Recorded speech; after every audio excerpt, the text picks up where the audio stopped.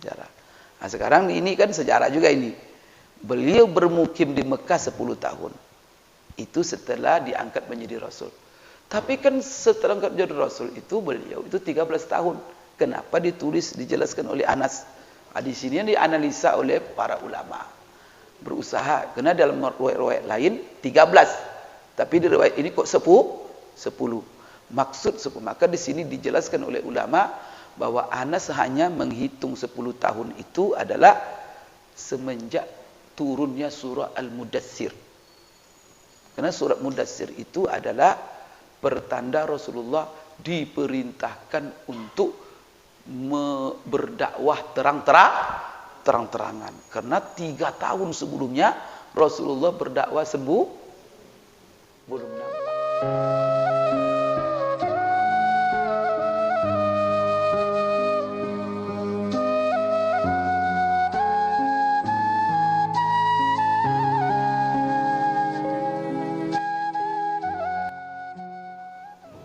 Bismillahirrahmanirrahim. Assalamualaikum warahmatullahi wabarakatuh.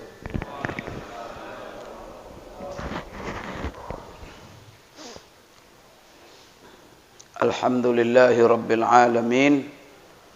Wal aqibatu lil muttaqin wa la udwana illa 'alal zalimin. Wassalatu wassalamu ala asyrafil anbiya'i wal mursalin wa ala alihi wa ashabihi wattabi'ina lahum bi ihsanin ila yaumiddin, amma ba'd. Allahumma la ilma lana illa ma 'allamtana innaka antal alimul hakim. Rabbana zidna ilma warzuqna fahma. Allahumma inna nas'aluka ilman nafi'a wa rizqan tayyiba wa 'amalan mutaqabbala. Allahumma ja'alna mimman yastami'una al-qawla fayattabi'una ahsana. Allahumma ja'alna bi rahmatika fi ibadika as-salihin. Allahumma waffiqna lil iqtida' bi nabiyyika Muhammadin sallallahu alaihi wasallam. Bapak-bapak, ibu-ibu jemaah subuh yang dimuliakan Allah. Alhamdulillah, izin Allah, pagi ini kita kembali duduk di majelis ilmu kita. Majelis ilmu kita membahas ataupun mengkaji bersama-sama, dan saya menemani Bapak Ibu dalam majelis ilmu ini untuk sama-sama kita membaca sifat-sifat Rasulullah sallallahu alaihi wasallam. Ini adalah majelis Rasulullah sallallahu alaihi wasallam yang mana kita mengkaji tentang kepribadiannya, akhlaknya yang sangat agung dan sangat mulia. Yang mana semua kita sebagaimana dikatakan tadi wajib mencintainya dan menjadikan cinta kepada Rasulullah sallallahu alaihi wasallam itu setelah cinta kita kepada Allah. Kalau untuk makhluk, dia harus menjadi orang yang kita cintai nomor 1 makhluk. Oleh karena itu Bapak Ibu, bagaimana kita mencintainya kalau kita tidak mengenalnya? Kata orang kita, karena tak kenal maka tak sayang, dan tak sayang karena tidak cinta karena tidak sayang. Maka sayang cinta itu lahir daripada mengenali. Kadang-kadang tak terpaut hati kita kepada seseorang karena kita tidak mengenalnya. Tetapi kita setelah mengenal kemuliaan dirinya, keagungan sifat-sifatnya, kita simpati. Maka Bapak Ibu, dalam hidup kita ini wajib kita mencintai Rasulullah, dan terbukti cinta itu dalam kehidupan kita. Maka salah satu bukti cinta kita kepada seseorang, namanya selalu tersebut di mulut kita. Sebentar kita puji dia, sebentar kita sebut dia. Nih. Kemudian tak lupa kita mendoakannya di dalam doa-doa kita yang baik. Saat kita berdoa, pasti doakan dia. Kemudian cinta kita kepada seseorang itu diantaranya kita semua yang diberitakannya kepada kita, kita benarkan dan percaya. Orang kalau sudah tidak percaya kepada seseorang, itu menunjukkan dia tidak ada cintanya lagi. Bahkan kalau ada benci kepada seseorang, benar pun diucapkannya tidak dipercayainya. Tapi kalau sudah cinta, apapun yang diberitakannya dia pasti benarkan. Kenapa bukti lagi bahwa kita cinta kepada Rasulullah dan juga kepada setiap orang. Kalau kita cinta, pasti kita mentaati semua perintahnya. Seorang istri yang cinta kepada suami, apapun disuruh suaminya dia ikut. Dan juga menjauhi larangan-larangan dan pantangannya. Ini juga bukti cinta. Maka kalau ada seorang mau cinta seseorang, katanya cinta seseorang, tapi dia melakukan pantang-pantangnya, itu bohong. Karena dia akan selalu menjaga cintanya dan berusaha untuk dicintai. Maka dia akan selalu berusaha apa yang diinginkannya dibuatnya. Apa yang membuat sakit hatinya atau pantangan pasti dia jauhi. Kemudian tingkat cinta juga yang paling tinggi adalah dia cenderung menirunya, meneladani dalam seluruh gerak hidupnya. Sebabnya Bapak Ibu, kalau ada seorang anak ditanya, siapa idolamu nak? Ronaldo katanya. Coba gimana Ronaldo gitu pula dia. Bersubang Ronaldo, bersubang pula dia. Nanti Ronaldo robek celana lututnya robek pula dia. Karena dia mencintai, maka cenderung meniru.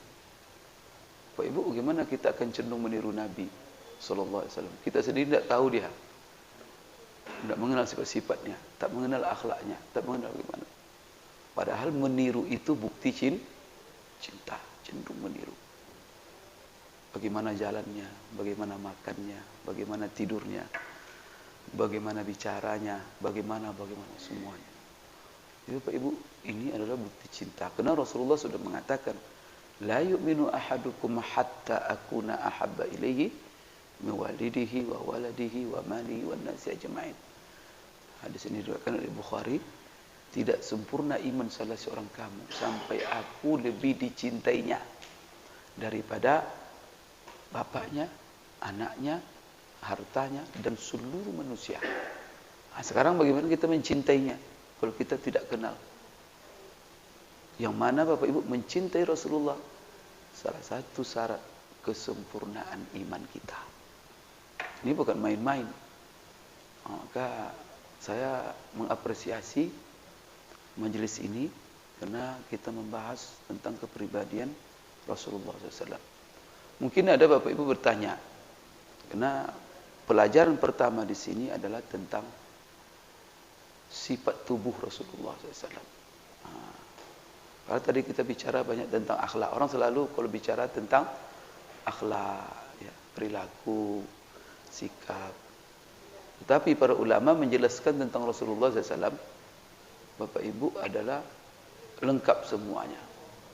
Kita akan melihat buku Syama'il ini, bab pertamanya tentang Bapak Ibu sekalian, sifat tubuhnya secara umum. Mungkin Bapak Ibu nanti bertanya, apa gunanya kita mengenal sifat tubuh Rasulullah SAW? Tentu banyak Bapak Ibu manfaatnya, tapi salah satu manfaat yang terpenting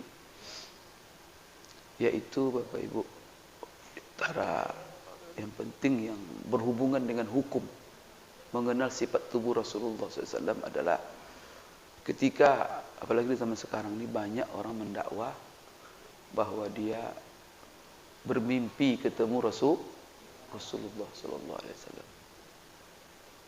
Sebab kalau ada orang bermimpi Rasulullah, pasti benar. Pasti benar. Cuman apa nih, betul dia bermimpi itu tidak, kan itu jadi salah. Itu Pak. Tapi kalau dia betul-betul mimpi melihat Rasul SAW, itu pasti benar.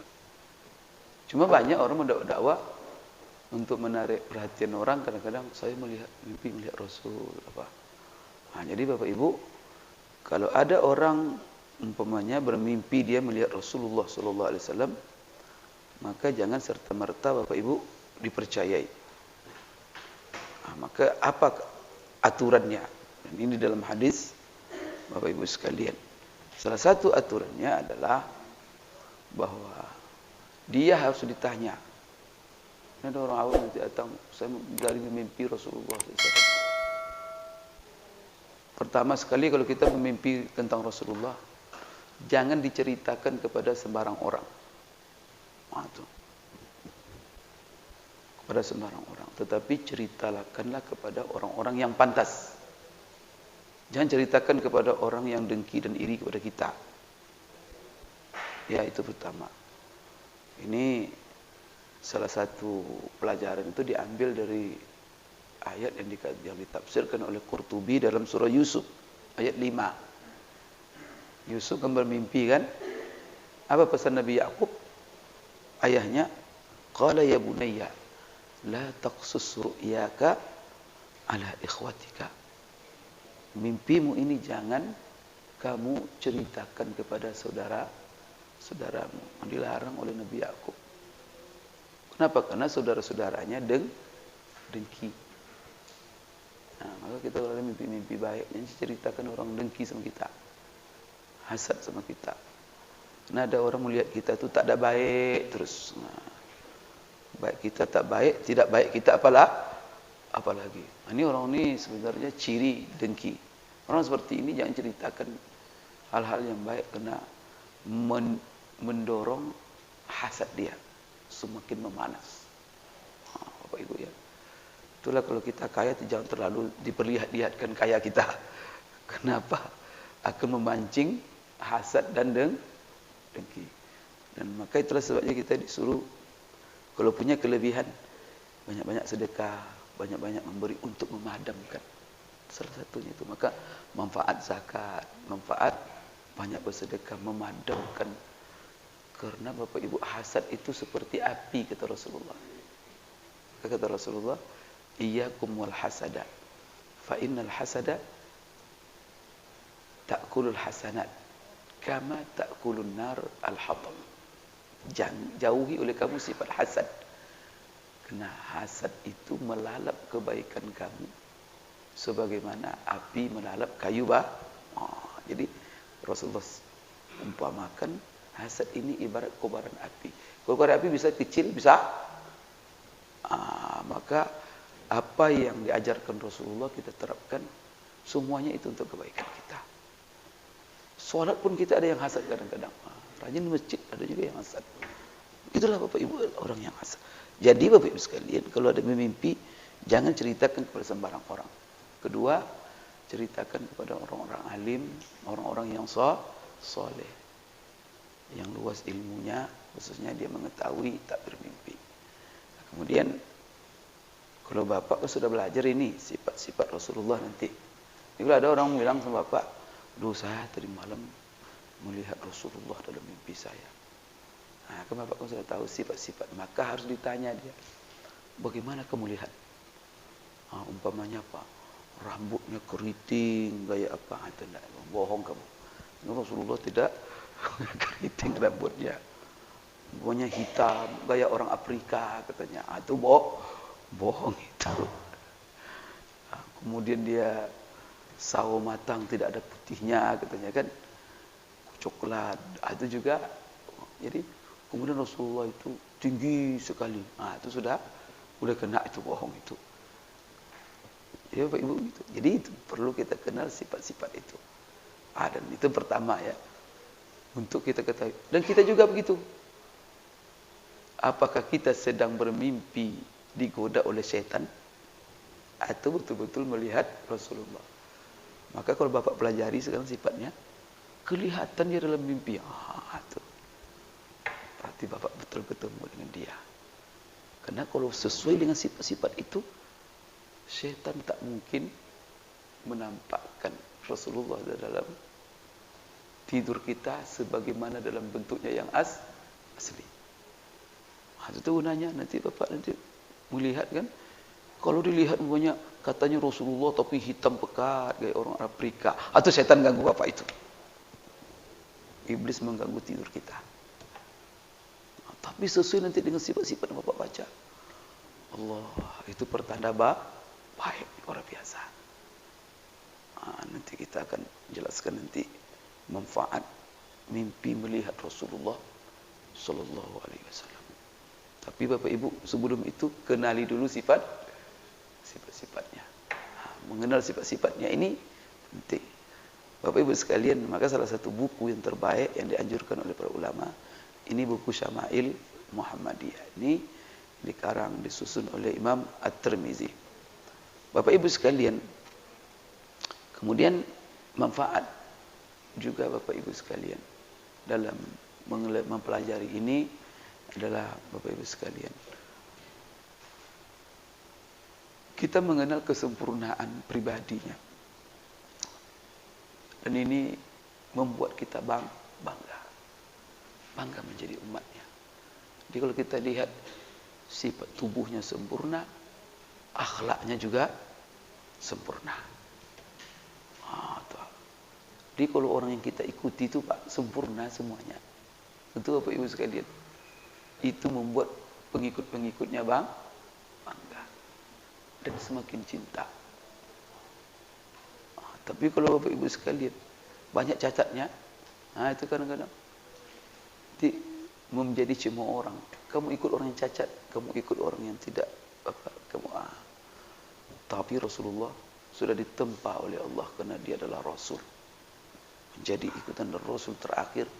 Bukan seperti Rasul-Rasul yang ada. Dia diutus untuk seluruh manusia sampai hari kiamat, dan tidak tertentu kepada satu golongan, satu suku, satu daerah, tapi lintas suku, lintas kabilah, lintas bangsa, lintas warna kulit, lintas bahasa, lintas benua, semuanya. Maka setelah Rasulullah diutus, Rasul semua, semua manusia ini sampai hari kiamat hanya Rasulullah sallallahu alaihi wasallam. Berbeda dengan Nabi dulu, Bapak Ibu. Nabi dulu diutus hanya untuk kaumnya saja. Itulah sebabnya kalau dulu-dulu di satu masa ada Nabi, satu masa, satu waktu, kadang Nabi itu 10 orang. Rasul semua. Karena masing-masing diutus untuk kaumnya. Maka kita lihat Nabi Ibrahim, Nabi Ismail, Nabi Ishak, dan juga nabi-nabi yang lain yang ketemu dengan Ibrahim, seperti Nabi Lut, dan juga kan kisah dalam Quran ada. Jadi bisa 10 nabi satu waktu, bisa 11, bisa banyak sekali. Tapi mereka diutus untuk kaum tertentu. Kalau Rasulullah tidak, satu saja.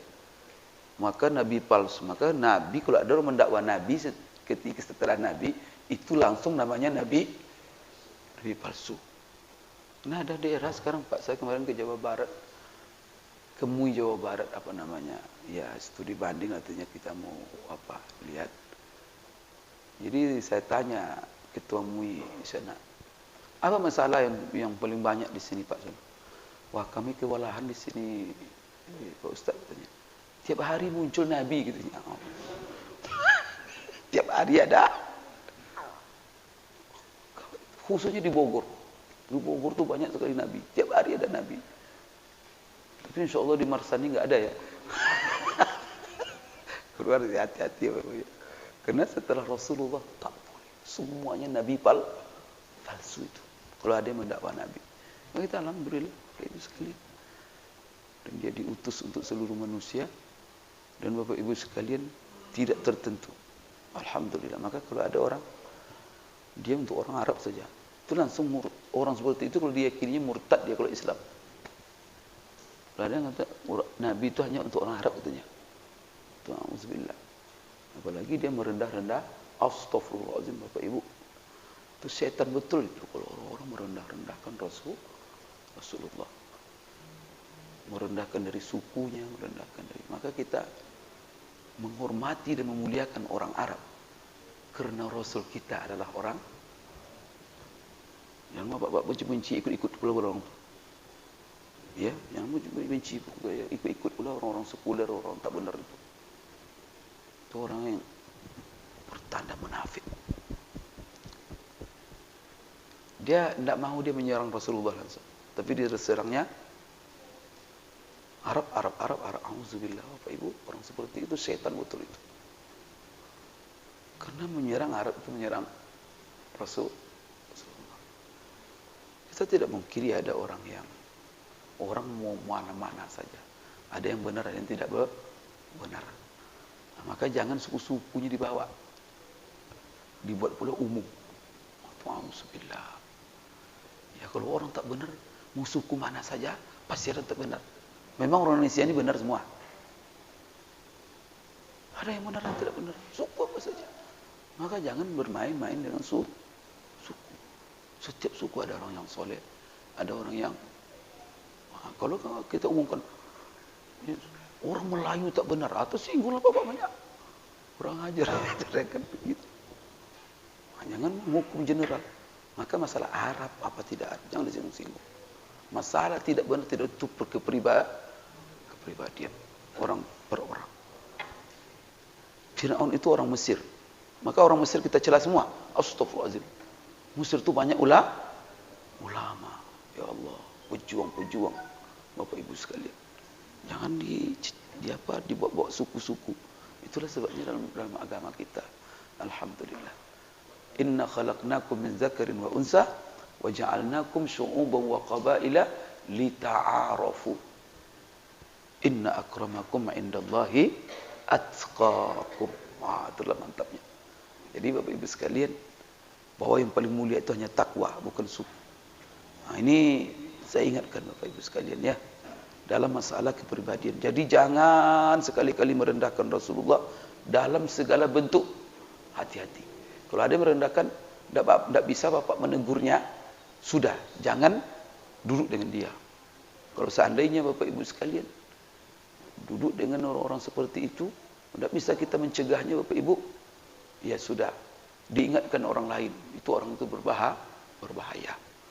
Kalau merendahkan Rasul itu sudah sifat munafik itu. Dan itu akan zindik, berbahaya sekali. Ini muncul nanti di zaman ini Bapak Ibu orang seperti itu. Bapak Ibu sekalian, banyak sekali yang disebutkan oleh ulama manfaatnya. Maka pada pagi ini Bapak Ibu sekalian, kita akan mulai masuk ke dalam apa yang dijelaskan oleh Imam Tirmizi dalam menjelaskan kepribadian. Asy-syama'il itu artinya sifat-sifat, akhlak-akhlak, perilaku. Artinya sifat secara general. Mulai dari kepribadiannya, tubuhnya, sampai perilaku, akhlak dan sebagainya. Nah, ini yang dikaji di dalam buku ini. Nah, kemudian Bapak Ibu sekalian dimulai dalam buku ini dengan menyebutkan tentang sifat tubuh Rasulullah SAW. Bapak Ibu, di dalam buku Bapak Ibu itu terjemahan tapi sudah diringkas. Dia menterjemah tapi juga meringkas. Ya. Jadi dibuangnya sanadnya. Maka sekarang saya minta kepada Pak Yono buku, dan saya lihat ada beberapa kekeliruan dalam menerjemahkan. Nah, maka rupanya Bapak Ibu buku terjemahan ini tidak bisa. Saya sudah baca. Keliru dia menerjemahkan. Dia begini Pak. Itu susah saja saya menjelaskannya karena bahasa Arab ini banyak ilmunya. Banyak ilmunya. Dia kalau tidak mahir dalam ilmu-ilmu itu, bukan sekedar bisa mengartikan kata, nah. Tapi Bapak Ibu, bahasa Arab itu banyak ilmu. Karena makna itu, memahami bahasa Arab itu berhubungan dengan minimal 4 hal. Pertama, kita harus mengenal huruf. Karena huruf itu apabila salah, itu bisa merubah makna. Itulah sebabnya belajar bahasa Arab harus dimulai dari huruf. Benar-benar mengucapkan huruf. Maka bahasa Arab itu dimulai daripada mempelajari namanya ilmu yang mempelajari tentang huruf-huruf Arab. Itu Bapak Ibu ilmu tajwid namanya. Jadi kalau bahasa Arab itu mulainya dari ilmu tajwid. Nah, ilmu tajwid itu mempelajari ilmu yang mempelajari makharijul huruf, makhraj. Maka kalau salah makhraj, bahaya, salah makna. Maka imam ini harus tahu makhraj. Kalau tidak kemana-mana Bapak Ibu dibawa nanti. Nah, salah dikit makhraj Pak, langit bumi artinya. Contoh, Kalla bal tuhibbunal ajila. Ain. Ajila. Datang imam bacanya kalla bal tuhibbunal ajila. Oh, itu bahaya sekali, itu beda. So, rata-rata imam kalau baca ayat itu ajila. Ajila itu maknanya dunia. Ajilah maknanya akhirat. Silap dikit terbalik. Ayat itu mencela orang yang mencintai dunia. Tapi kalau dia bacanya kalla bal tuhibbunal ajila, berarti dia merubah makna ayat itu. Allah mencela orang mencintai astagfirullah. Atau gimana kita ikuti orang jadi imam seperti itu? Maka Bapak Ibu, kalau Bapak Ibu ngajar anak-anak ngaji, makhraj dulu. Maka saya dulu tinggal di Saudi, anak-anak saya kan ngaji di sana, ada 4 orang lahir. Itu maka tidak bergeser, tidak ada kebaca Quran sebelum huruf itu benar. Kadang huruf ro saja bisa berbulan-bulan dia sampai benar. Kan dikit-dikit bedanya kan, sa, sya, so, ya kan? Itu kan dikit-dikit Allah. Nah, kita salah-salah dikit Bapak Ibu, berubah makna langsung. Nah, jadi itu memahami bahasa Arab. Maka penterjemah juga begitu. Dia harus makhraj, sifat huruf, hukum-hukum huruf. Nah, itu dia. Kemudian tahu dia di mana berhenti, di mana mulai, di mana itu tajwid semua. Nah, kemudian nanti setelah itu Pak, ilmu tentang seluk-beluk kata. Karena bahasa Arab ini hebatnya.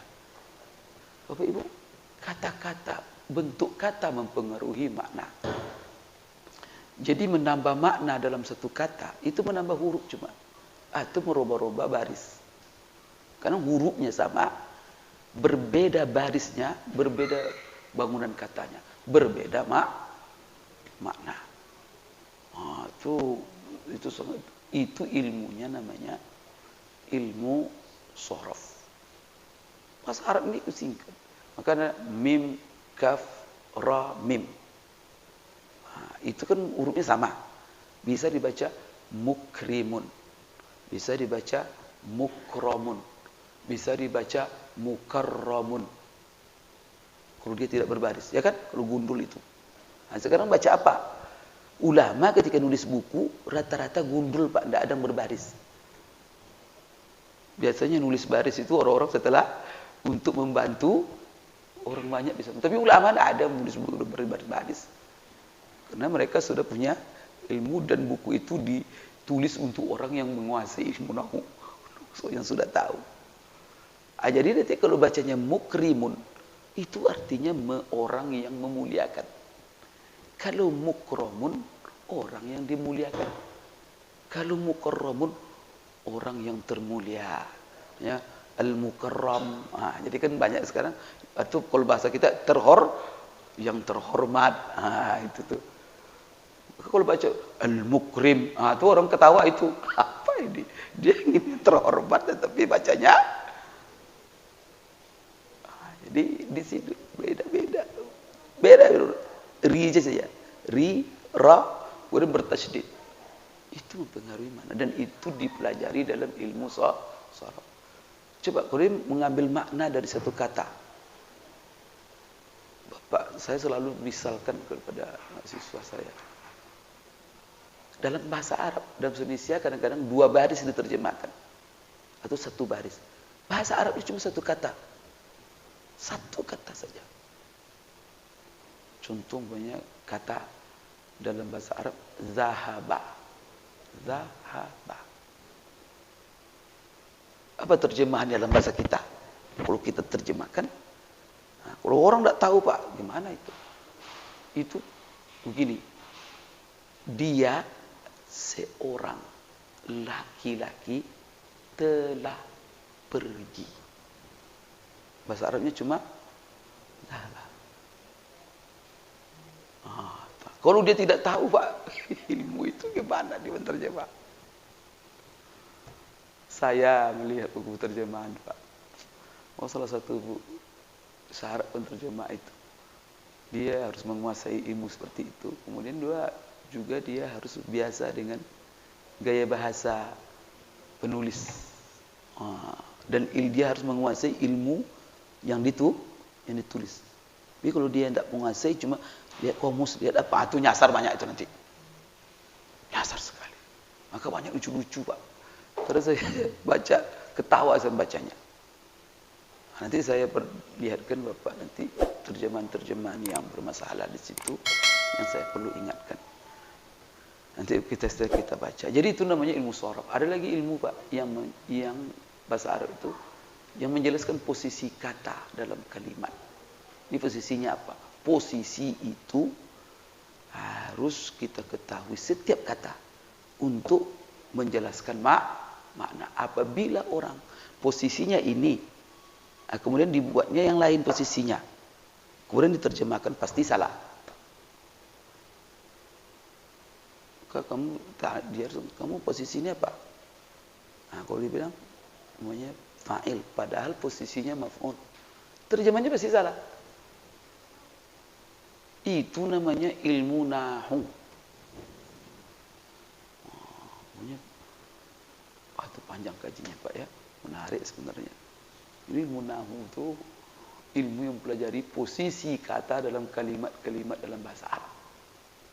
Maka posisinya, umpamanya ada marfu', isim marfu' itu fa'il, isim kana, khabar inna, kemudian yang lain-lain. Ada 7 atau 8 isim marfu'. Ada lagi isim mansub namanya. Isim mansub itu salah satu cirinya, umpamanya contohnya saja diantaranya yang dibaca berbaris patwa. Jadi dia mengkaji ujung-ujung kata. Jadi kelihatan posisi itu dalam baris akhir kata. Apa tidak bisa membaca sembarang. Alhamdulillahi Rabbil Alamin. Jangan coba baca Rabbal Alamin itu. Bapak pernah bertanya, kenapa tidak Alhamdulillahi Rabbal Alamin atau Rabbul? Kenapa Rabbi? Salah baris Bapak itu bisa salah makna. Jadi baris itu akhir kata itu menjelaskan posisi kata. Umpamanya Rabbil Alamin, kenapa? Wah, karena dia itu adalah badal daripada lillah. Maka harkatnya mengikut harkat yang dibadalkan. Lillahi itu lillahi kasrah. Kenapa dia kasrah? Kenapa tidak lillahu? Ada huruf lam. Lam itu namanya huruf jar. Kalau masuk di suatu kata harus menjarkan istilahnya. Salah satu tanda jar itu kasrah. Maka dia mengikut baris lillahi, maka dibaca Rabbi. Kalau Bapak baca Rabbah, tak kemana-mana perginya. Rabbah, kenapa baca Rabbah? Itu lain maknanya nanti. Bapak Ibu sekalian, penting maka ilmu nahu. Dipastikan orang menterjemah wajib hukumnya menguasai ilmu. Tak menguasai ilmu nahu, nyasar. Nanti terjemahnya sesat menyesat. Maka rugi Bapak kalau tidak belajar ilmu nahu. Terjemahan ditipu-tipu orang kena. Dia tidak ahli. Kau tidak ada sebaik kita merujuk kepada buku asli. Contoh dalam buku itu nanti.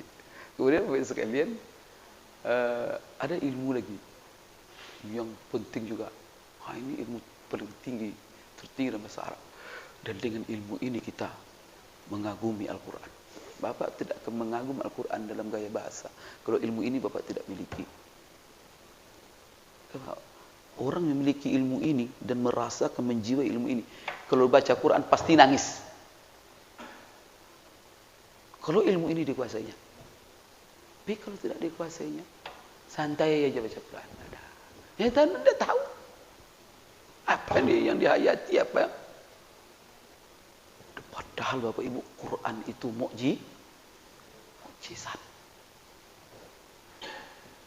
Kalau Bapak tidak sempat lagi belajar itu, anak-anak yang sampai tidak. Karena tidak akan menikmati Quran kalau ilmu itu tidak tahu. Tapi kalau Bapak tahu nikmat Al-Quran, Bapak tak akan tinggalkan Quran ini. Mau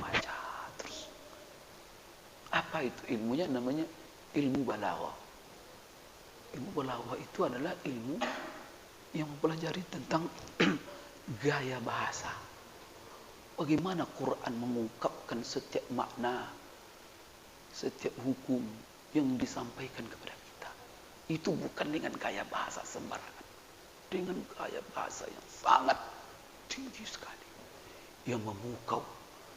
Jadi sebelum makna kita simak, tapi mengagumkan gaya bahasa. Itu membuat, maka orang banyak Islam itu karena Al-Quran. Maka orang-orang Arab itu bingung dia. Mau bagaimana melawan Nabi ini. Supaya menghindari orang dari Rasulullah. Rasulullah baca Quran. Dan mereka paham. Abu Jahal itu paling paham usul Al-Quran. Ujung-ujungnya dia, ini orang gila, ini pembohong. Itu aja kan. Dia ini orang tukang, ini kena sihir. Ini macam-macam. Ada orang mendiktekan sama dia. Ada macam-macam. Tapi pun tak dia. Maka Bapak Ibu kalau ada orang-orang Quraisy itu mendelinga-delinga di rumah Rasulullah mendengarkan bacaan Quran. Atau urobati nanti itu. Salut dia langsung. Abu Jahal sendiri dia benar, cuma bagaimana kalau kita ikut dia, hilang apa kita katanya kekuasaan kita. Rasulullah juga Bapak Ibu nanti Abu Jahal itu pernah saya ceritakan, Mughirah kan bin Syu'bah menceritakan Rasulullah itu jangankan ngomongannya, wajahnya saja itu sudah menarik. Maka Abu Jahal cerita kepada Mughirah bin Syu'bah. Mughirah bin Syu'bah setelah Islam. Apa kata Abu Jahal? Mughirah menceritakan, itu Abu Jahal itu sering bilang sama saya bahwa dia mengakui Rasulullah. Dan dia tidak bisa melihat Rasulullah itu wajah Rasulullah lama-lama. Kalau lama-lama, saya tidak bisa melihat Muhammad itu Mughirah lama-lama. Kalau lama-lama saya lihat wajah masuk Islam saya gitu. Jadi kalau lama-lama dipandangnya wajah Rasulullah, masuk Islam dia. Apalagi permusuhannya gawat. Orang Islam itu kalau ingin mencontoh Rasulullah, wajah harus wajah simpah, menarik. Orang Islam itu begitu. Nanti kita bagaimana Rasulullah bersikap dalam penampilan wajah. Bapak Ibu sekalian, jadi ilmu bahasa Arab tadi gitu ya. Jadi ada ilmu tajwid, ada ilmu sharaf, ada ilmu nahu, ada ilmu balaghah namanya. Ilmu balaghah ini ada 3, ada ilmu ma'ani, ada ilmu bayan, yang tertinggi ilmu badi'. Wah, itu Bapak Ibu Bapak tahu ilmu-ilmu ini.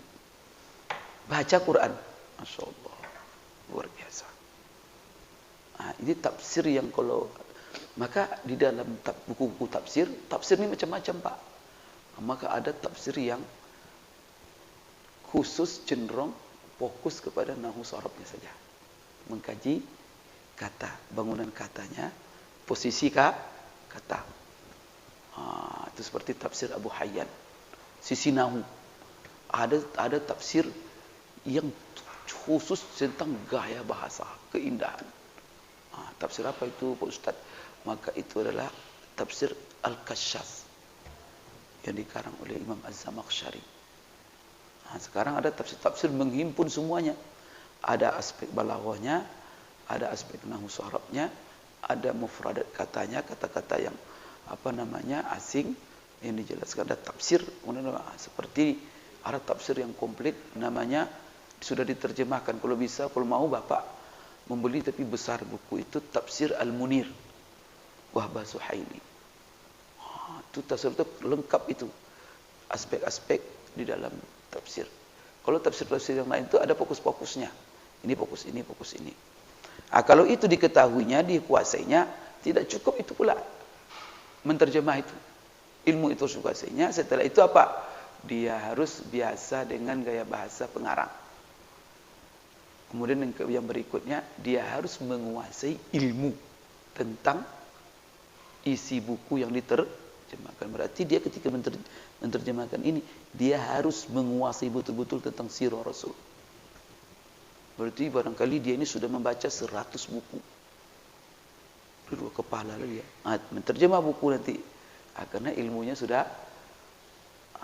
Kalau tidak begitu Pak, tak pernah baca sirah, tiba langsung ambil komus, baca buku, itu nyasar banyak itu. Kita kan tidak tahu penterjemah ini. Begitu dia menterjemah atau tambah lagi keikhlasan. Keikhlasan itu Bapak Ibu ketulusan. Maka dia kalau orang ikhlas karena Allah, maka yang dibawanya itu benar. Karena dia tidak ada tujuan-tujuan lain. Tapi kalau tujuannya fulus, itu yang berbahaya. Menterjemah untuk ngejar. Kalau kami di kampus untuk mencari kum dan kam. Itu Bapak kum dan kam. Ada dosen di sini. Dosen itu sibuk mencari kum dan kam. Kum dan kam. Kum itu apa? Poin-poin supaya jadi guru besar.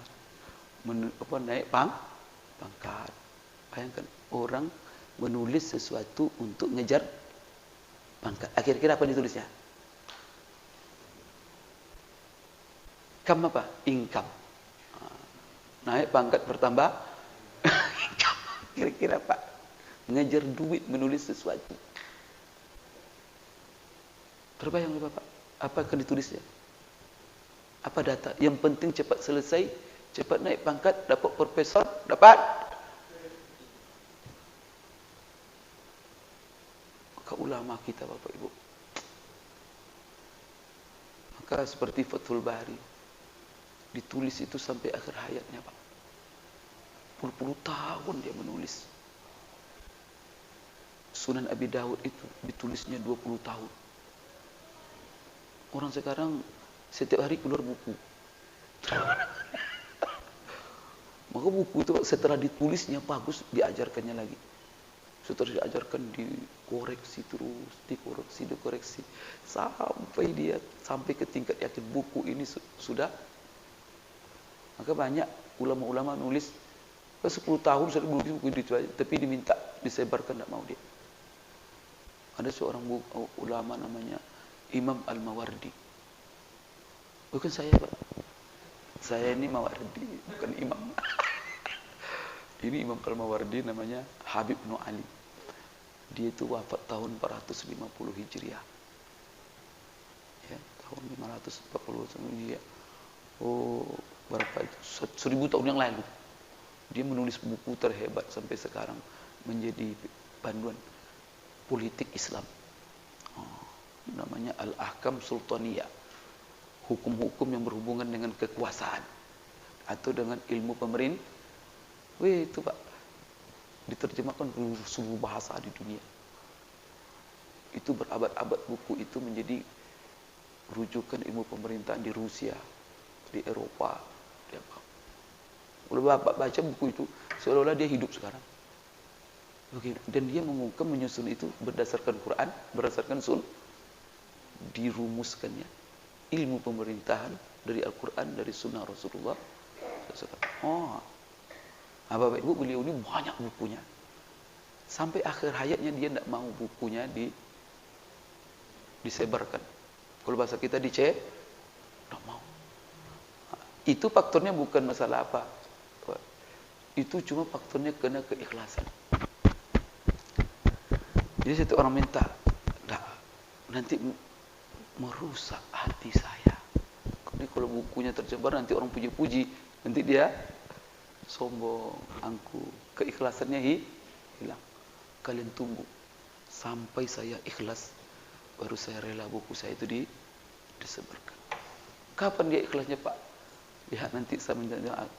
Tolong saya nanti menjelang akhir hayat saya, kalau saya lagi sakarat, pegang tangan saya. Pegang tangan saya. Kalau saya pegang tangan kalian, salah seorang muridnya dibilang gitu, pegang. Kalau tetap saya genggam tangan saya meninggal genggam, tidak saya lepaskan, berarti jangan kalian edarkan buku saya. Saya larang. Jadi kalau saya lepaskan nanti, sudah setelah saya meninggal, sila, alhamdulillah, dia lepaskan tangannya menjelang akhir hayatnya. Itulah bukunya sekarang dimanfaatkan oleh, ada buku tentang akhlak oleh yang bagus sekali, Adabuddin wa Dunya. Itu bukunya luar biasa. Bapak Ibu sekalian, saya ingin menjelaskan saja, kalau kita membaca terjemahan itu begitu, maka Ustaz baca kitab juga begitu. Maka kalau ada kitab baca oleh Ustaz, lihatlah terbelakang ilmunya. Kalau dia ilmu hadis saja, itu bacanya buku fikih, itu bisa ngawur-ngawur kadang. Itu kemana-mana. Kemudian tingkat ilmunya. Ada orang, dia baru 4 tahun belajar bahasa Arab, Pak, dibacanya buku Ibnu Taimiyah. Kacau dan mengacaukan. 4 tahun baru. Dibacanya buku Ibnu Taimiyah. Siapa Ibnu Taimiyah, Pak? Ulama aja kadang-kadang tidak paham bukunya itu. Dia enak aja lu. Sebab saya mendengar di radio, ada buku Ibnu Taimiyah, dia baru kemarin belajar. Baca begitu, kemana-mana. Langsung saya matikan radio itu. Berniat saya ketemu dengan orangnya, supaya dia takut kepada Allah, jangan nipu-nipu orang. Kenapa nipu namanya? Pak, dia tidak paham tuh, dia baca-baca tuh, dia didengar oleh orang radio, diikuti oleh orang tak kemana-mana. Teksnya ke barat diterjemahkan ke timur. Karena dia tidak paham, backgroundnya di ilmu itu tidak ada. Dan tidak menguasai. Bahasa Arab, ilmu bahasa Arabnya juga. Bapak Ibu, ini kan saya memberikan apa saja. Maka bagus sekali. Di sini saya lihat memilih ustaz-ustaz yang tepat dah untuk. Kalau saya kurang tepat juga sebenarnya sana.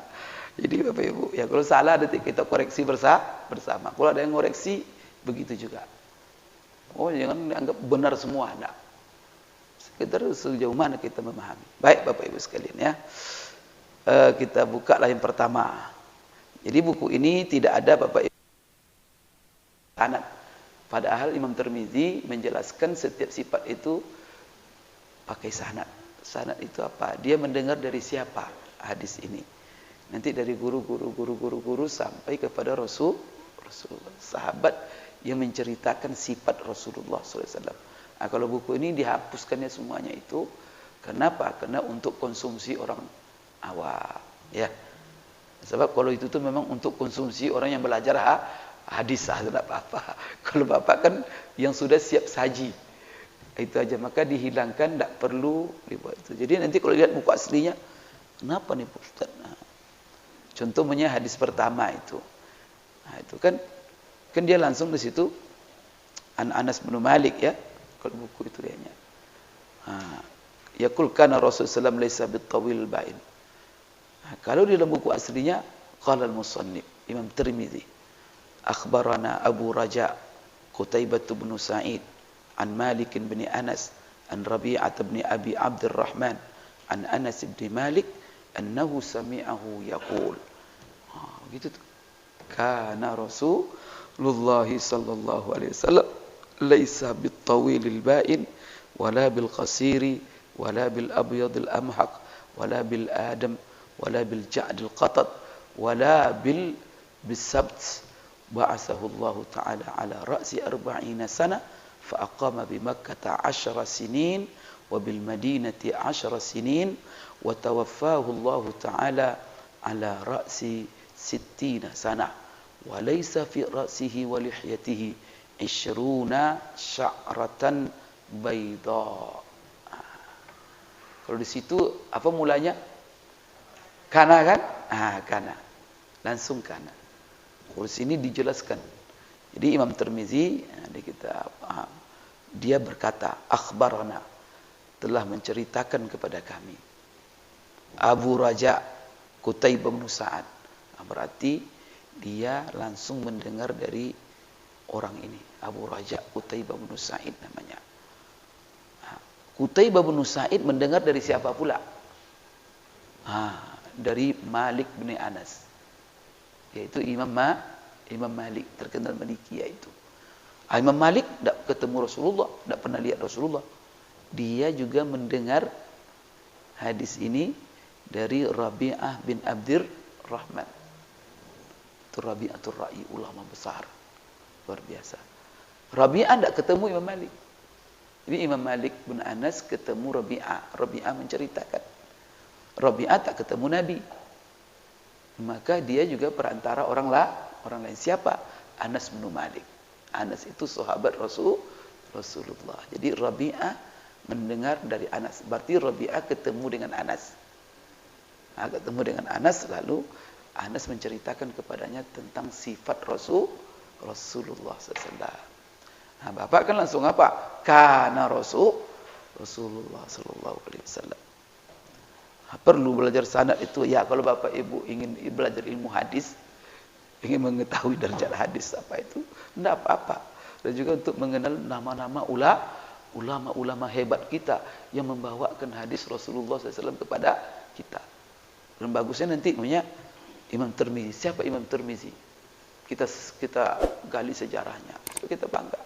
Nanti Imam Tirmizi mendengar dari siapa? Abu Raja Qutaibah bin Sa'id. Siapa Abu Raja? Tapi kalau ini saya jelaskan nanti ibu, apa Pak Ustadz ini tidak sampai-sampai kajinya katanya. Saya sering begitu Pak. Orang 5 pertemuan belum juga sampai kepada isi. Bosan kalau masyarakat Arab bosan, mau langsung aja. Padahal kan ada banyak hal pendukung yang harus dipelajari supaya mantap mempelajarinya. Karena itu penting. Maka itu sebabnya setiap buku ada mukaddimah, ada pendahulu, bahkan ada pengantar, ada pula pendahuluan sebelum masuk ke isi, supaya kita memahami apa yang akan dipelajari itu. Tentu diapakan dulu. Jadi Bapak Ibu, tapi tidak apa-apa, karena orang awam kan kalau masyarakat tidak sabar dia, kapan sampainya nanti ini katanya. Kemudian saya kadang-kadang saya ulang-ulang apa yang terjadi itu, saya ulang-ulang. Karena masalahnya Pak, ya namanya kaji itu ulang-ulang. Kemudian kenapa diulang? Karena ketika kita mengkaji yang baru harus nyambung. Bapak lupa yang kemarin. Nah, kalau langsung saya apakan, ini apa ini? Itu ada yang baru ngaji. Orang sudah ngikuti dari awal, dia baru datang. Langsung tiba-tiba kan bingung dia. Tapi kalau dibuat kesimpulan di yang lalu dulu, setelah itu diteruskan, tentu akan memberikan bayangan untuk yang sudah mengikuti dari awal, memantapkan. Untuk supaya nyambung struktur substansi yang kita apakan. Yang kedua, kalau yang pertama tidak bingung dia. Itu maksudnya. Apalagi umumnya saya di Islamic Center Bangkinang itu. Di Islamic Center Bangkinang itu ya ada yang ngeritik saya itu banyak. Kenapa diulang? Ya masalahnya orang jemaahnya apa? Hari ini belajar banyak, besok ini belajar banyak. Kalau saya teruskan nanti bingung tuh jemaah kemana? Apa hubungannya ini apa? Jadi itu yang kadang Bapak Ibu membuat saya apa? Tapi itu semua ya tergantunglah. Kalau jemaah sini kita teruskan lanjut, artinya supaya kita cepat menamatkan buku, barangkali nanti ada juga positifnya. Kita cari buku yang lain lagi yang lebih luas. Baik Bapak Ibu sekalian, jadi buku ini dimulai dengan babu ma jaa fi khalqi Rasulillah sallallahu alaihi wasallam. Jadi buku ini dibuat bab. Jadi yang membuat bab ini adalah pengarang. Ini metode dalam penulisan buku apa saja. Maka dijelaskan sebelum menjelaskan isi apa temanya. Tema besarnya itu judul kitab. Namanya Asy-Syama'il Al-Muhammadiyah. Itu kan judul besar. Nanti setelah itu maka ada Bapak Ibu sub-sub tema. Kita berbeda kadang-kadang dengan ulama-ulama seperti buku-buku kita. Buku kita kan judul, setelah itu nanti ada namanya bab, berapa bab, di bawah bab nanti pasal, ya kan? Bab pasal. Kalau bahasa Arab ini rinci. Namanya Asy-Syama'il Muhammadiyah. Yang paling besar itu kitab.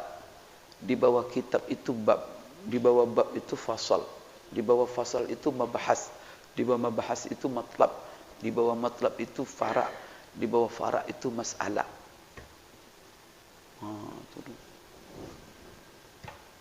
Lebih rinci dia.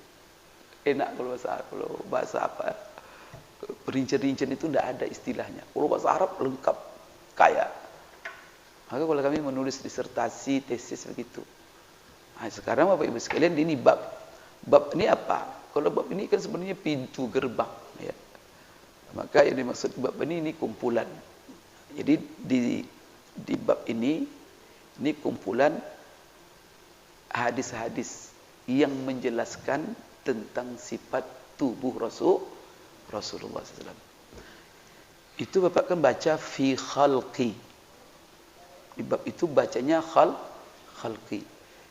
Kalau berbeda baca bahaya, itu juga nanti berbeda makna. Ini musuh Arab.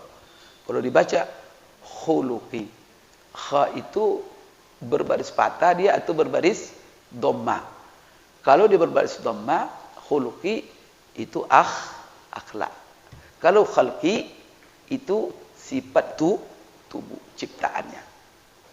Itulah sebabnya kenapa di dalam Islam itu sifat mulia-mulia itu disebut akhlak. Kalau orang lain bilang budi pekerti, moral, perilaku, bisa diterjemahkan akhlak dengan budi pekerti, dengan apa? Tak bisa, Pak. Maka akhlak itu kata baku. Dia punya makna yang sangat dalam. Maka definisi ulama tentang akhlak, baru sesuatu itu disebut akhlak dalam bahasa sekarang kalau itu sudah menjadi karakter. Artinya sudah menyatu. Namanya apa? Akhlaknya jujur. Jujur itu menjadi karakternya. Kalau sesuatu menjadi karakter, kalau tidak ada karakter itu kadang-kadang hidupnya tidak enak. Maka kalau dia tidak jujur, demam dia, Pak. Itu kalau ada yang terganggu dalam hidupnya kalau dia tidak jujur. Berarti kalau bapak tidak jujur, kemudian bapak ibu terganggu, tidur tidak enak, berarti jujur sudah menjadi akhlak. Tetapi kalau jujur, nyesal dia, kenapa jujur saya? Hilang duit saya, kenapa jujur? Betul. Itu perlu tobat orang. Atau bapak tidak jujur bohongin orang, tapi santai saja, tak ada rasa penyesal, itu berarti akhlaknya pembohong.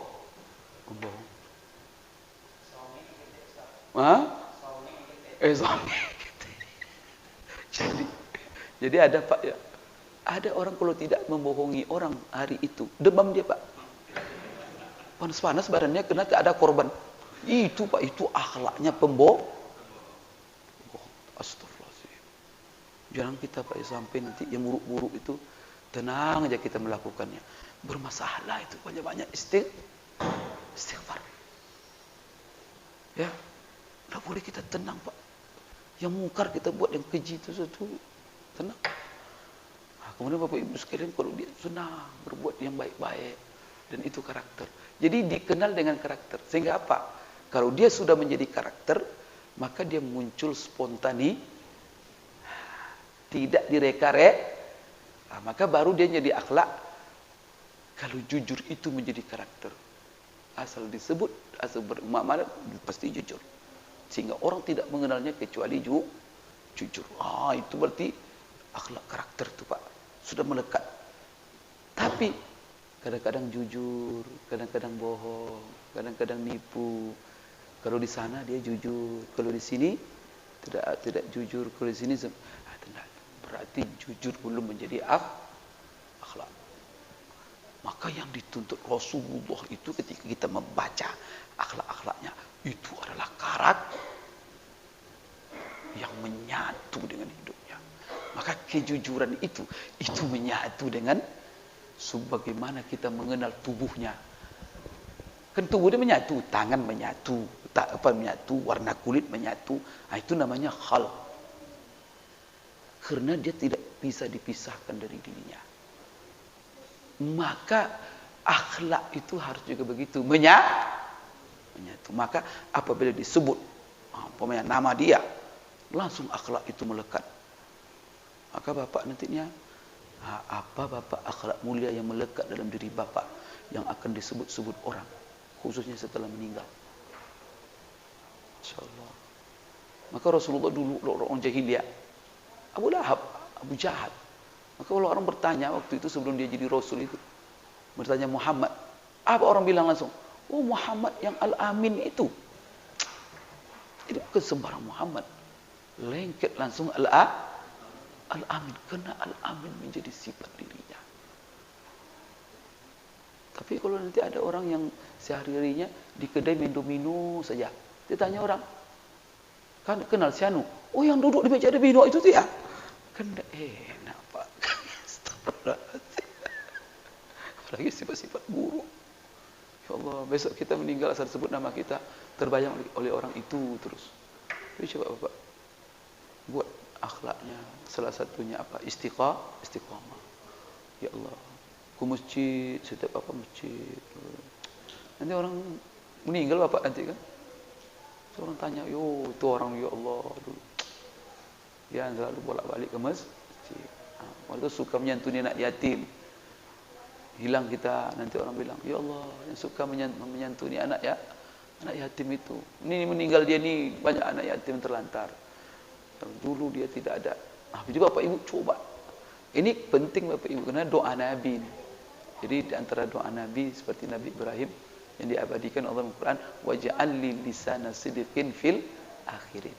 Jadikan aku setelah aku meninggal nama baik. Itulah perlu kita bicara, membahas akhlak Rasulullah. Apa di antara akhlak Rasulullah yang melekat dalam diri kita, yang kita dikenal dengannya? Akhlak sabar, akhlak santun, akhlak pemurah, akhlak suka membantu. Bapak Ibu sekalian, nanti kita kaji. Jadi bab ini adalah kumpulan semua yang hadis-hadis dalam akhlak atau dalam khalqi. Khalqi ini adalah bentuk tubuh. Bentuk tubuh melekat. Kalau khuluqi itu adalah sifat. Kalau ini adalah bentuk tubuh Rasulullah sallallahu alaihi wasallam. Jadi ini nanti berarti di dalam ini dia akan memaparkan tentang hadis-hadis yang menjelaskan Bapak Ibu sekalian sifat-sifat tubuh Rasulullah sallallahu alaihi wasallam. Tentu yang diketahui yang sampai kepada pengarang. Pengarang ini ahli hadis. Dia meriwayatkan semua yang datang dari Rasulullah. Ini Imam Tirmizi. Salah satu bukunya yang terkenal adalah Sunan At-Tirmizi, masuk dalam kelompok kitab yang 6. Bapak Ibu sekalian, dimulai oleh siapa namanya? Oleh muallif Imam Tirmizi. Ini sifat tubuh Rasulullah sallallahu alaihi wasallam. Ini Bapak Ibu, karena sebelum kita berbicara tentang akhlak sifatnya, bagaimana tubuhnya. Kemudian berbicara tentang tubuh Rasulullah, kita akan melihat tubuhnya sempurna. Artinya sosok orang yang luar biasa. Ibnu Taimiyah di dalam kitab bukunya Al-Jawabus Shahih namanya. Jadi dia punya buku tentang Al-Jawabus Shahih liman baddala dinal Masih. Jawaban tepat terhadap orang yang mengganti agama Al-Masih. Itu sebenarnya bantahan terhadap orang Kristiani. Di dalam buku itu dia menjelaskan tentang Rasulullah, membandingkan Isa Rasulullah SAW.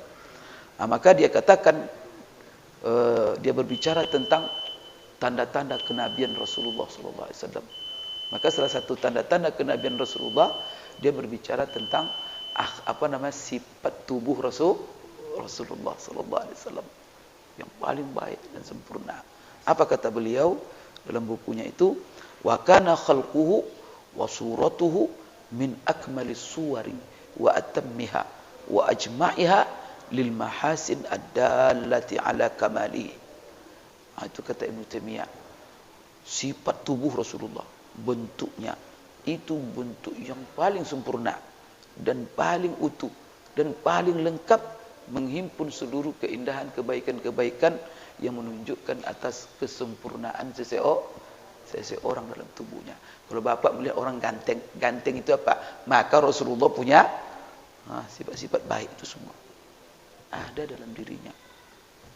Nanti akan kita jelaskan. Maka Allah muliakan beliau, kata Allah muliakan beliau pertama dengan tubuh yang bagus, yang elok, yang sempurna Bapak Ibu sekalian, dan bentuk yang sempurna, di samping akhlak-akhlak yang mulia.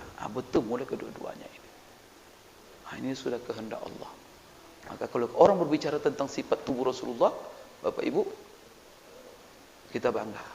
Apalagi berbicara tentang akhlaknya, tidak ada kekurangan. Jadi kalau melihat dari sisi manusia, tubuh manusia, wah dialah. Sekarang kita akan baca pertama sekali Bapak Ibu pada pagi ini Imam At-Tirmizi mengatakan, jadi ini tadi sudah saya bacakan kan, di Imam Tirmizi mendengar dari gurunya Abu Raja Qutaibah bin Sa'id. Qutaibah mendengar dari Malik bin Anas, kemudian Malik bin Anas mendengar dari Rabi'ah Ibni Abdurrahman, kemudian dari Anas bin Malik. Anas bin Malik ini sahabat Rasulullah SAW, yang mana dia ini digelar, dijuluki Khadimu Rasulillah SAW, yaitu pelayan Rasulullah. Jadi kalau Bapak bertanya, man huwa khadimu Rasulillah, maka salah satu yang menonjol adalah sahabat yang bernama Anas bin Malik. Beliau ini 10 tahun dalam hidupnya berkhidmat kepada Rasulullah SAW. Beliau inilah yang menceritakan 10 tahun dia bersama Rasulullah. Mungkin dia tidak tahu tentang sifat tubuh Rasulullah. Sehari-hari dia dengan 10 tahun lamanya. Beliau inilah yang menceritakan kepada kita tentang sifat tubuh Rasulullah sallallahu alaihi wasallam. Anas bin Malik ini Bapak Ibu, ini sahabat yang paling panjang umurnya. Hampir 100 umurnya. Kemudian Bapak Ibu sekalian, Anas ini sahabat ini didoakan oleh Rasulullah. Dia pelayan Rasulullah, sering Rasulullah doakan. Apa? Didoakan Rasulullah, ya Allah, perbanyaklah hartanya, perbanyaklah anaknya. Maka beliau ini, Bapak Ibu sekalian, orang kaya. Setelah itu, istrinya banyak sekali. Anaknya mungkin lebih 100. Dia kaya, Pak. Umurnya pun panjang. Udah kaya, anaknya banyak. Setelah itu dia, Bapak Ibu, umurnya panjang. Dan itu doa Rasulullah SAW. Dan 10 tahun, nanti kita akan berbicara tentang akhlak Rasulullah. Dia menceritakan 10 tahun saya berkhidmat kepada Rasulullah, tak pernah saya dengar dia menegur saya dengan satu kata yang kasar, satu kata pun. Kalau kita punya pelayan kira-kira 10 tahun dengan kita, berapa banyak kata kasar didengarnya dari kita? Ya Allah, ini 10 tahun dia dengan Rasulullah, satu kata pun. Nanti kita akan lihat bagaimana Anas bercerita. Dialah yang paling pas menceritakan tentang Rasulullah, kena kemana-mana. Karena Bapak Ibu, ketika dia kecil, ibunya datang kepada Rasulullah, ya Rasulullah, saya wakafkan anak saya ini untuk berkhidmat kepadamu. Mungkin ibu-ibu sekarang ya, kalau hidup Rasulullah, ada anak kita laki-laki kita bilang, ya Rasulullah, bawa anak saya kemana-mana. Jangan Rasulullah sekarang kiai-kiai aja, Bapak Ibu serahkan anak Bapak Ibu kepada kiai. Karena kiai itu akan mendidik anak Bapak Ibu sesuai dengan akhlak Rasulullah SAW. Untuk apa Bapak Ibu, tujuan Bapak Ibu menyerahkan anak Bapak Ibu ke pesantren, kepada kiai? Ya Allah, maka bilang sama kiai itu, Pak Kiai, saya serahkan anak saya supaya dia berakhlak seperti Rasul, supaya dia menjadi orang yang mencintai Rasul, supaya dia orang mengamalkan sunnah Rasulullah. Supaya itu Bapak Ibu didikkan kepada kiai-kiai itu ataupun kepada pesantren. Kita serahkan, rela berpisah dengan anak setahun karena di pondok, tidak ada masalah. Tapi dia menjadi manusia yang soleh, menjadi manusia yang berguna. Bapak Ibu sekalian, jadi Anas bin Malik ini khadim. Jadi supaya tahu Bapak Ibu siapa Anas yang menceritakan tentang ini. Siapa orang yang menceritakan tentang sifat tubuh Rasulullah? Anas bin Malik. Apa kata beliau? Karena Rasulullah SAW laisa bitawilil ba'in. Ini Bapak Ibu, kata pertama. Karena Rasulullah SAW itu adalah sifat Rasulullah. Rasulullah itu ada orangnya, itu katanya itu. Karena Rasulullah itu orangnya laisa. Laisa itu bukan. Tidak, orangnya tidak. Bitawil, tawil itu tinggi. Maka hadza rajulun tawil. Ini laki-laki yang tinggi. Tapi tinggi itu kan macam-macam. Ada yang tinggi sekali. Ada orang kan tinggi, Pak. Kalau orang tinggi biasanya Pak, kalau terlalu tinggi jalannya goyang, karena miring-miring jalannya. Coba lihat orang paling tinggi itu. Enggak ada yang tegak, Pak. Kalau tinggi sekali. Kemudian ada tinggi yang sedang. Kemudian Bapak Ibu sekalian, ada tingginya yang sedang, ada tinggi sekali. Nah ini kan, kemudian ada tinggi yang Bapak Ibu sekalian, yang kokoh ya. Mantap. Kemudian ada pendek. Pendek yang sedang, ada pendek yang maka disebut di sini laisa bitawil, dia tidak tinggi. Bukan tinggi berarti bukan pendek. Kenapa? Karena di sini ada keterangan bitawilil ba'in wala bil qasir. Jadi tubuh Rasulullah sallallahu alaihi wasallam tidak terlalu tinggi. Ba'in itu tingginya terlalu nampak. Tinggi itu ba'in itu jelas. Maka kalau ada tolak ba'in namanya. Ini kan tolak ba'in. Kalau tolak ba'in itu sudah jelas, tidak bisa lagi ketemu. Tolak 3 itu namanya ba'in itu. Tapi ba'in itu ada ba'in surah, ada ba'in. Jadi ba'in itu maknanya nampak terang tingginya. Berarti apa? Maknanya tidak terlalu tinggi. Tapi berarti apa? Beliau tinggi. Tapi tingginya tidak terlalu tinggi. Wala bil qasir. Jangan lupa terjemahkan wala bil qasir, itu tidak terlalu pendek. Karena kalau tidak terlalu pendek berarti dia pendek. Artinya dia tidak pendek. Berarti sifat awalnya dia tinggi. Berarti Rasulullah itu orangnya apa? Tinggi. Tapi tingginya bukan pula tinggi yang kalau bahasa kita itu mencolok. Karena kalau tinggi mencolok itu Bapak Ibu sekalian itu nampak betul. Maka orang-orang tinggi-tinggi terlalu tinggi itu, saya lihat orang tinggi-tinggi di YouTube kan, coba lihat orang tinggi di dunia. Tidak ada jalan yang tegap itu, goyang. Yang terlalu tinggi. Berarti tingginya itu sedang.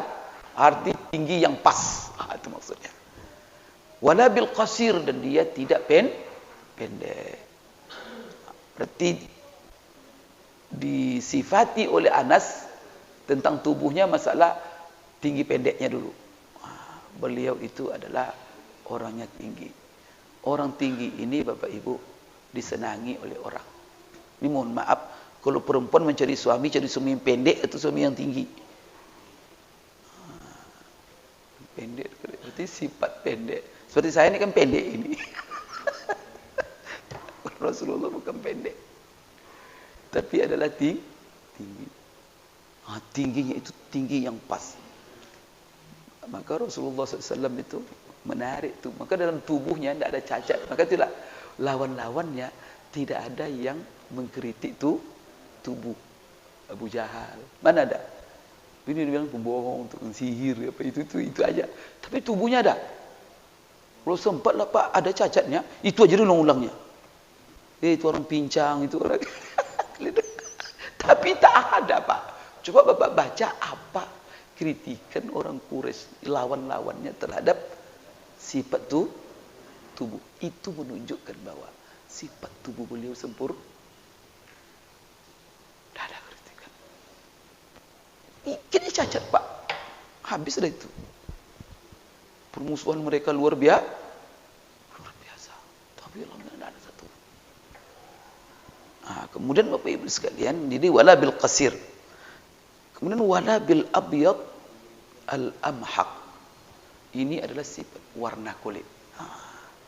Jadi dimulainya dari pos tinggi, beliau tinggi tapi tidak terlalu mencolok, dan beliau tidak pendek. Berarti tidak pendek ini ya sifat yang kadang-kadang Bapak Ibu bukan sifat tidak baik Pak ya. Karena tinggi pendek itu takdir Allah, tetapi sifat kesempurnaan. Ya kan? Kita tidak pernah mencela orang pendek, tidak boleh. Tapi apa? Yang jelas itu tidak sempurna, kesempur. Kalau kita mengkaji orang tentang sifat-sifat sempurnanya, dia pendek, itu tidak diterima orang itu. Dia orangnya pendek. Ya, apa istimewanya kalau dia disebut pendek? Minimal orang tak sebut kalau itu dia pendek ketika membaca tubuhnya. Maka dia tingginya pas, kemudian Bapak Ibu sekalian tidak pendek. Setelah itu apa warna kulitnya? Wala bil abyad al amhaq. Dan dia tidak putih, yang sangat putihnya, putih yang berlebihan. Jadi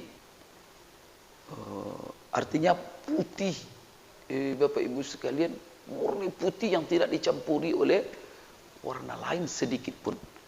Maka di dalam tafsirnya itu bayaduhu bayadan khalisan la yukhalituhu sumrah wala humrah wala ghair zalik.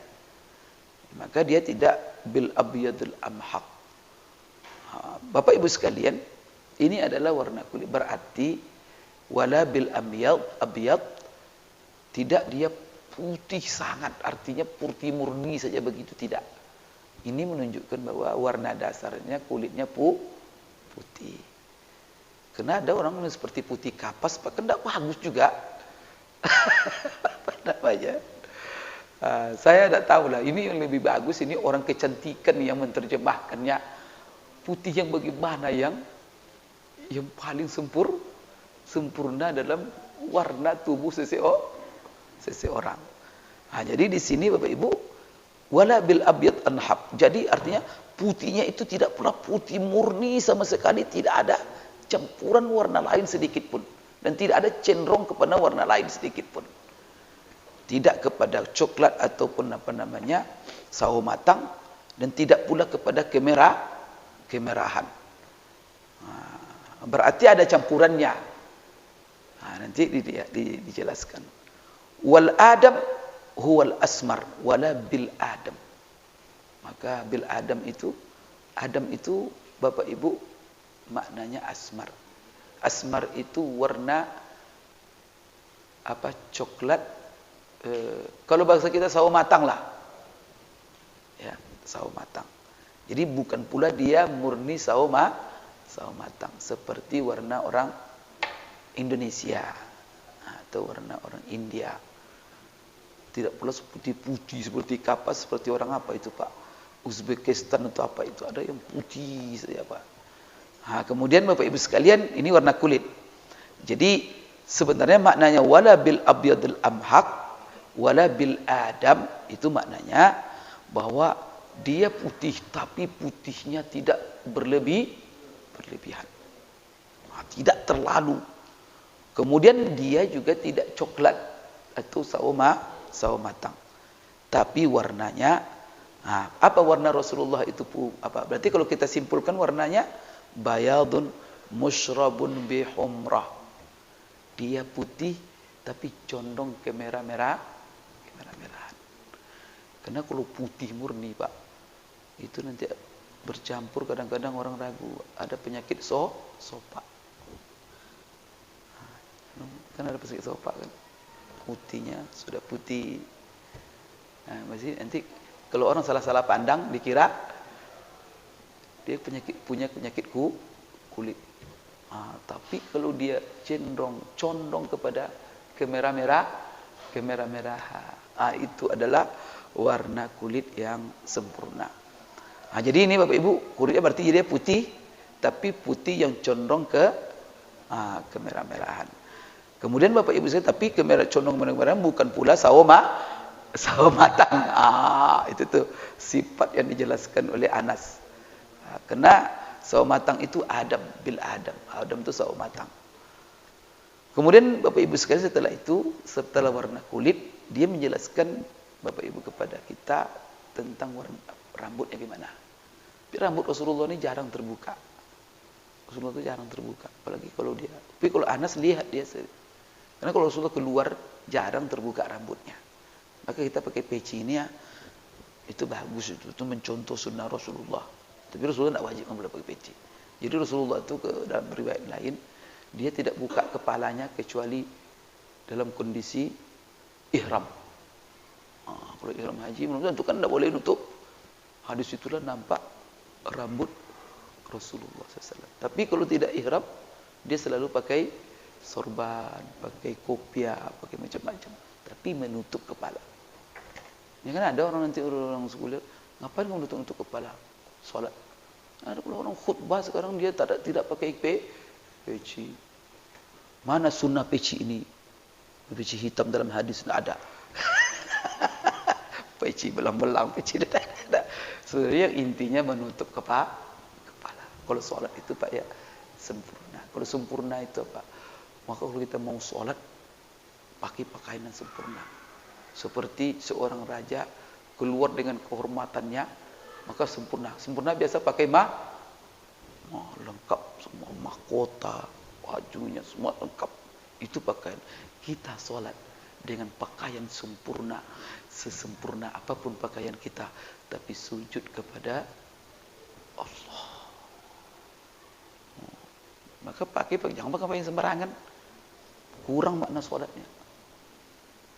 Kalau bapak pergi dengan pakaian kerja itu sholat, sudah jangan cangkul, kalau lumpur itu sholat, itu kurang apa itu? Maka sunnahnya itu spesialkan pakaian sholat.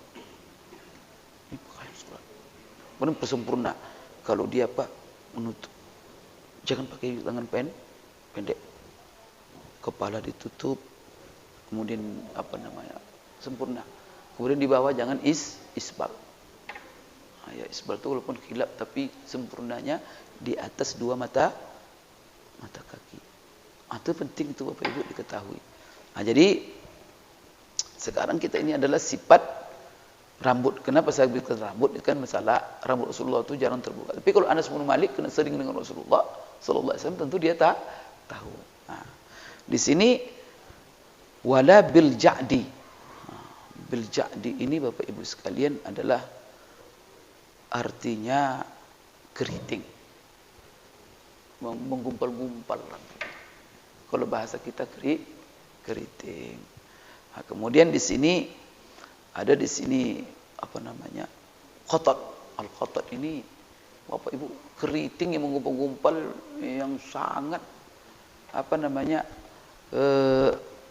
membahasakannya itu antara satu itu menggumpal dengan yang lain. Ya, kalau dalam bahasa ya tidak pula sangat keriting. Keriting yang rambutnya itu menggumpal satu dengan yang lain. Jadi syadidut tasanni wal ju'uda al mutadakhil ba'duha bi ba'din, atau maknanya itu. Kemudian rambutnya itu wala bis sabat. Wala bis sabat itu tidak pula lurus kaku. Jadi kalau ada orang rambutnya lurus kaku itu tidak bagus. Terlalu keriting seperti orang Afrika juga tidak bagus. Kalau lurus kaku katanya seperti rambut orang India. Kalau keriting yang kotot itu seperti rambut orang Afrika. Itu tidak. Tapi dia pertengahan antara itu. Kalau disisir dia indah. Kalau dirapikan nampak indah sekali. Jadi Bapak Ibu sekalian, ini sifat rambutnya. Ya, apa sifat rambut Rasulullah? Jadi kalau ada orang nanti mimpi, wah keriting sekali rambutnya katanya. Saya tidak tahu apakah bisa kita terjemahkan dengan ikal antara keriting dengan lurus kaku. Berarti ikal ya, kalau dalam bahasa kitanya. Tidak ada masalah. Kalau pertengahan antara itu ikal bahasanya, ya silakan. Berarti rambutnya ikal, tidak terlalu keriting. Jadi sya'ar al-mustarsil. Tapi dia antara dua tadi, pertengahan dia. Kemudian Bapak Ibu sekalian, ada penjelasan di sini. Jadi itu sifat tubuh Rasulullah SAW. Yang pertama, poros tubuhnya tinggi atau pendek. Kemudian bagaimana warna kulitnya. Yang ketiga adalah bagaimana rambutnya. Dalam hadis ini yang dijelaskan. Nanti ada hadis lain menjelaskan sifat yang lain. Berarti sifat tubuh Rasulullah dalam hadis Anas 3 yang dijelaskannya. Kemudian setelah itu dia menjelaskan Bapak Ibu sekalian tentang sedikit sejarah Rasulullah sallallahu alaihi wasallam.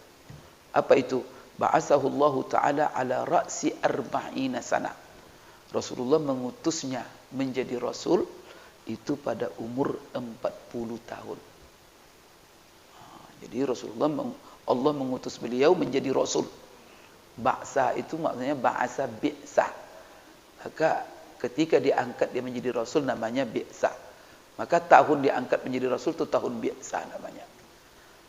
Bapak Ibu sekalian, berapa umurnya? 40 tahun. Maka hadis ini menunjukkan kepada kita berapa umur Rasulullah ketika dia diangkat jadi rasul. 40 tahun. Apa dasarnya? Hadis Ibnu Anas. Berarti hadis itu adalah sumber sejarah. Kalau untuk mencari sejarah Rasulullah, ya juga di dalam hadis-hadis Rasulullah. Biasanya para ulama mengumpulkan seperti ini, langsung ditulis buku tentang sirah. Artinya dia simpulkan dari hadis-hadis ini seluruh sejarah Rasulullah dari awal sampai akhir. Itu yang menyusunnya ulama. Tapi dalam satu hadis tidak ada terkumpul seperti itu, Pak. Cuma dikumpulkan hadis dalam Quran. Setelah itu ditulis dengan bahasa sendiri oleh ulama, disusun supaya mudah dipahami karena terkumpul. Maka itulah buku-buku sirah. Maka buku sirah itu ke sini merujuknya. Kalau dalam hadis kan itu tuh yang sudah disebutkan di situ sifat tubuh 3. Setelah itu ada pula sejarah. Maka yang sejarah nanti diambil oleh sejarah. Maka di sini diutus jadi rasul umur 40, fa aqama bi Makkah 10 sinin. Jadi setelah dia diutus menjadi rasul, lalu dia bermukim di Mekah selama 10 tahun. Bermukim itu salah itu Pak Ustaz, dia bermukim itu 53 tahun. Jadi Bapak Ibu, ya kan dia lahir lagi di Mekah itu. Baru dia pindah ke Madinah umur 53. Atau Bapak tahu, itu adalah sebabnya Rasulullah SAW itu hijrahnya itu umur 53. Dari umur 53 tahun sampai sekarang itu sudah 1442 tahun. Maka kita sekarang berada pada tahun 1442 itu artinya Pak, Rasulullah hijrah 1442 tahun yang lalu. Kenapa makna kalender itu kalender hijrah? Kenapa? Karena tahun pertamanya, tahun satunya dihitung dari tahun terjadi peristiwa hijrah. Berarti dari tahun sampai sekarang sudah 1442. Jadi umurnya, sekarang kalau saya tanya Bapak Ibu, tahu meninggalnya Rasulullah umur berapa? Umur 63, ya kan? Umur 63. Rasulullah berada di Mekah, di Madinah itu nanti berapa tahun? Wabil Madinati 10 sinin. Beliau ada di Madinah 10 tahun. Kemudian maka untuk menentukan berapa umur Rasulullah ketika dia hijrah, Bapak Ibu pertama tahu bahwa umurnya wafat 63. Kemudian dia tinggal di Madinah selama sampai wafat 10 tahun. Berarti umurnya ketika hijrah berapa? 53. Sekarang Bapak Ibu sekalian dikatakan di sini beliau bermukim di Mekah 10 tahun. Maksud 10 tahun di sini apa? Ini maksudnya Bapak Ibu bermukim setelah diangkat menjadi rasul. Tidak dimasukkan bermukim dari awal lahirnya. Karena maka di sini dalam uslubnya ini ba'atsahu, dimulai dengan diangkat menjadi rasul umur 40. Setelah itu, setelah diangkat dia jadi rasul, masih tinggal di Mekah selama 10 tahun. Sebab pertanyaannya, dalam buku-buku sejarah yang Bapak Ibu lain dalam hadis-hadis sahih juga dinyatakan Rasulullah itu berada di Mekah setelah diangkat menjadi rasul selama 13 tahun. Karena dia hijrah itu umur 53. Berarti 13 tahun dia. Maka Isra Mi'raj itu kapan? Isra Mi'raj itu Pak setahun sebelum hijrah. Berarti umur Rasulullah ketika itu 52. Maka kalau kita mau membuat peringatan Isra Mi'raj yang keberapa tahun ini? Kalau peringatan hijrah ya 1442. Kalau Isra Mi'raj kan 1 tahun bedanya cuma. Berarti sekarang 1443. Kalau kita buatlah kalender Isra Mi'raj 1443 Isra Mi'raj. Kalender itu kan bisa dibuat-buat Pak, tidak ada masalah. Cuman sahabat sepakat menjadikannya hijrah. Itu membuat namanya Isra Mi'raj. Tapi itu bertentangan pula dengan ijma' sahabat. Tapi kalau mau buat-buat saja tidak ada masalah. Berarti Isra Mi'raj. Maka kalau kita buat kalender Isra Mi'raj 1443 Isra Mi'raj. Kalau Ramadan, ini Ramadan tahun keberapa kita? Buat kalender Ramadan. Kita mau puasa nih kan? Ini umat Islam puasa yang keberapa ini? Kan tak tahu Bapak Ibu kan? Yang penting puasa Pak Ustaz. Tidak ada masalah puasa. Nanti kalau Bapak Ibu sejarah puasa ini sudah berapa tahun kita ini puasa yang keberapa? Bapak Ibu dalam sejarah dikatakan bahwa puasa itu baru disyariatkan kepada umat Islam tahun kedua hijrah. Jadi tahun kedua hijrah Rasulullah SAW ke Madinah baru puasa diwajibkan. Yaitu kan 1 tahun pertama Rasulullah hijrah itu tidak ada wajib puasa. Tahun besoknya di bulan Sya'ban turun kewajiban puasa. Itu surah Al-Baqarah. Kutiba alaikumusiyam. Bapak Ibu sekalian, puasa Rasulullah mulai tahun itu dengan sahabat. Berarti Rasulullah puasa sampai akhir hayatnya berapa cuma? 9 kali dia puasa dalam hidupnya cuma. Terus Rasulullah itu puasa cuma 9. Bapak suruh berapa? Kebagian banyak. Alhamdulillah. Minta panjang umur. Kenapa Rasulullah 9 tahun? Karena dia mulainya wajib puasa tahun kedua baru Bapak Ibu sekalian. Berarti bedanya sesuatu. Kalau kita membuat kalender puasa sekarang, ini puasa keberapa? Berarti tahun ini puasa ke 1441. Ada masalah itu Bapak Ibu, ini puasa ke 1000. Maka kalau kita membuat kalender Ramadan puasa, maka ini 1441 puasa. Ramadan. Kalau kita buat kalender wafat Rasulullah, berapa tahun sekarang ini? Maka hijrah itu menjadi standar ukuran sejarah Bapak Ibu ya. Maka kalau kita ingin kaji sejarah, hijrah itulah hebatnya sahabat itu. Sekarang hijrahnya umur 53, ya kan? Sudah 1442 tahun yang lalu. Nah, sekarang kalau kita mau tahu, sudah berapa tahun Rasulullah wafat? Dari hijrah kepada wafat 10 tahun. Tinggal aja lagi 1442 tambah 10 atau kurang 10? Kurang 10. Maka apa? Wafat Rasulullah adalah 1432 tahun yang lalu. Kena enak tuh Bapak Ibu ya. Di hijrah itu sejarah. Nah, sekarang ini kan sejarah juga ini. Beliau bermukim di Mekah 10 tahun. Itu setelah diangkat menjadi Rasul. Tapi kan setelah angkat jadi Rasul itu beliau itu 13 tahun. Kenapa dijelaskan oleh Anas. Di sini yang dianalisa oleh para ulama. Berusaha. Karena dalam riwayat lain 13. Tapi di riwayat ini kok 10. Maksud 10. Maka di sini dijelaskan oleh ulama bahwa Anas hanya menghitung 10 tahun itu adalah semenjak turunnya surah Al-Mudassir. Karena surah Mudassir itu adalah pertanda Rasulullah diperintahkan untuk berdakwah terang-terangan. Karena 3 tahun sebelumnya Rasulullah berdakwah belum nampak. Jadi bi'sah itu bahwa beliau dinampakkan betul menjadi Rasul. Rasul itu kan nampak apa? Karena menyampaikan risalah. 3 tahun pertama tak nampak karena kondisi tidak memungkinkan. Tahap itu gawat ancaman. Oleh karena itu Anas tidak menghitung itu. Makanya dihitungnya mulai dari dakwah terang-terangan. Maka dari dakwah terang-terangan sampai hijrah 10 tahun. Itu analisa pertama. Ada lagi analisa orang Arab biasanya dia yang genap-genap saja yang dibilangnya. Yang pecah-pecahan itu tidak disebut. Dibulatkan Pak. Itulah bahasa matematikanya. Orang Arab suka begitu. Jadi kalau dia 61 disebut 60. Kalau disebut 62 kan pecahan gitu kan. Dibulatkannya saja 10. Berarti antara riwayat yang menyebut 13 dengan riwayat yang menyebut 10 tidak bertentangan. Karena riwayat 10 itu hanya untuk kebiasaan membulat-bulatkan. Maka dia tidak sebut. Kemudian riwayat yang Bapak Ibu sekalian yang mengatakan 13 itulah persisnya. Berarti persisnya 13. 10 itu barangkali disebut karena itulah dakwah dengan terang-terangan 10 tahun atau karena itu hanya untuk membulatkan saja. Itu ya, untuk Bapak Ibu ketahui ya.